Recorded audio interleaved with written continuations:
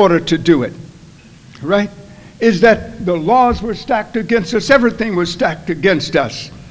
But we had 5 great men with 5 great strategies, right?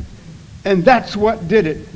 And you cannot think of us without those 5 great men. And no one of them was women, but that was the culture's fault, not ours. We men are devious, aren't we? But you see, there was Frederick Douglass, who talked Lincoln into the Emancipation Proclamation. He didn't do that by himself. And when we were too afraid in the middle of the war that white men were going to, South and North was going to say to each other, is this worth killing each other over? Let's get together and make a tract and keep them, and we would have ended up as slaves. 160,000 black men walked through the South like it should have been walked through in the beginning, right? Because we desired freedom and was going to have it, right? And it was black troops that took Lee and the rest of the generals and colonels into writing the final end of the Civil War. It was black troops that, because they had fought for it, they knew it. But you've never seen a picture of that. Isn't that interesting? I got one, right? I got a great picture of it. I'm gonna blow it up. I keep blowing it up, but it just looks so good to me. Yeah, I know.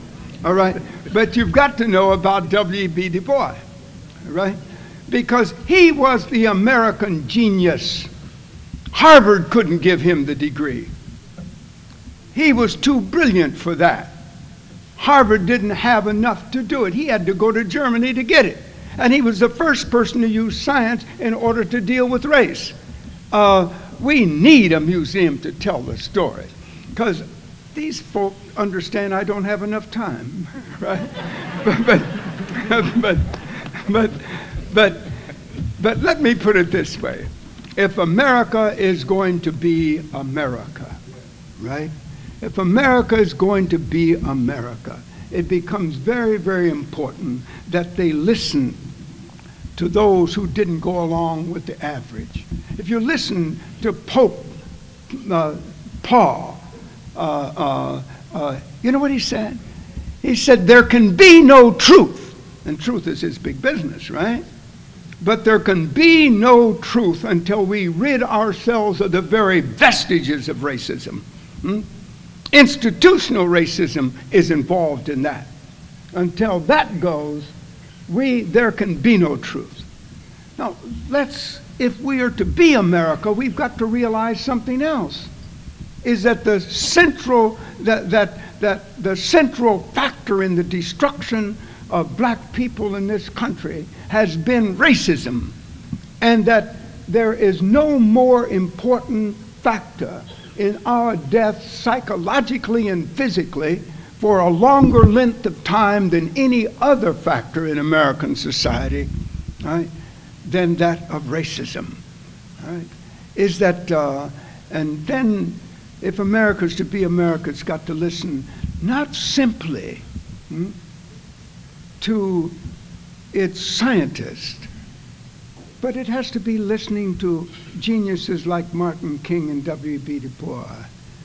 Martin King gave us what kept us together and used it. It was in fact the moral and spiritual genius of the man, coming out of a house of ministers, all right, and having probably the only doctorate in philosophical theology in the South, in a pulpit in the South, all right, and very few anywhere else in America, all right. And instead of preaching in the pulpit, which he could do all over the world, right, he in fact got into the street and suffered for it, and in the action we found out who we were. And we are now in a position to use it for the good of all of us. America cannot survive half good and half bad? Or was it half free and half slave?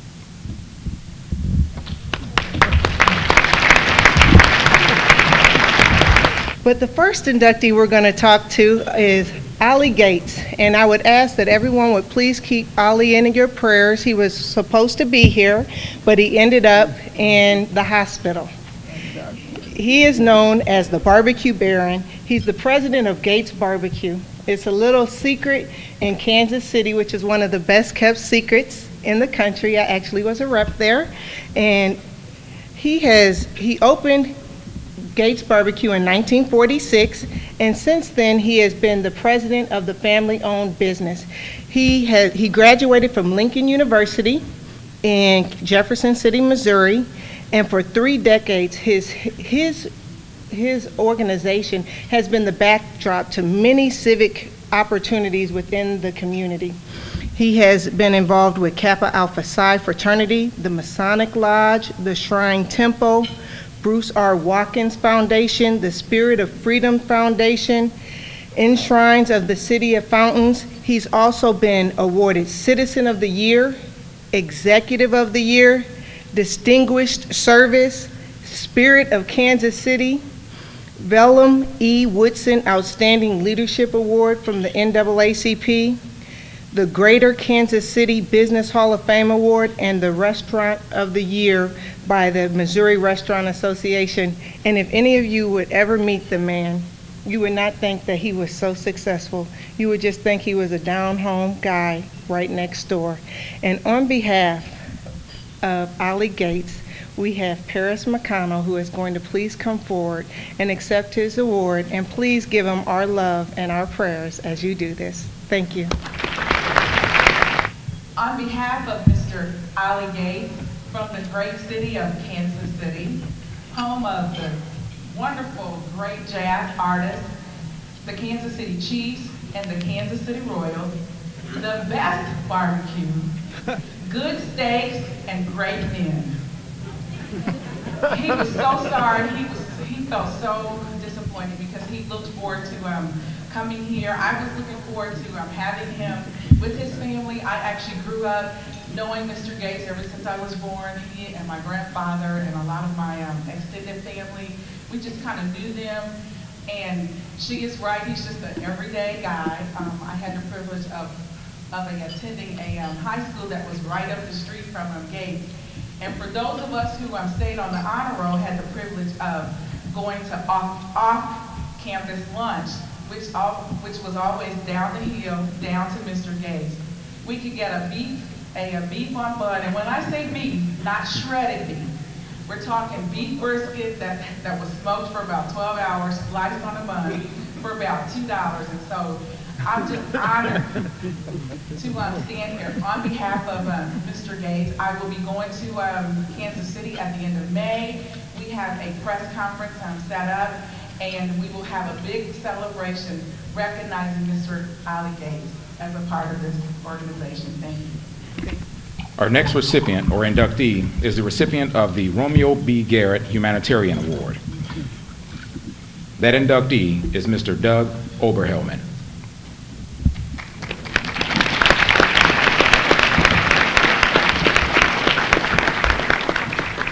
Mr. Douglas R. Oberhelman holds a bachelor's degree from Millikan University and has been a group president for Caterpillar since 2001. He serves on the board of directors for several companies locally, such as Southside Bank, and even larger companies such as Ameren, Union Electric, and Eli Lilly. He also serves on several other boards. They are the Illinois chapter of the Nature Conservancy, which is a leading conservation organization addressing ecological threats like climate change and others. He serves as a director of the World Resources Institute, which is an organization working to find practical ways to protect the earth and improve people's lives. The Wetlands America Trust, which is the foundation of Ducks Unlimited, a habitat conservation organization, and he has served as chairman of Millikan University and Easter Seals. He's been a speaker at the Citywide Diversity Symposium, a speaker at Caterpillar's African American Network Annual Banquet, a member of Caterpillar's Diversity Council, and owner of the Caterpillar Diversity CSF.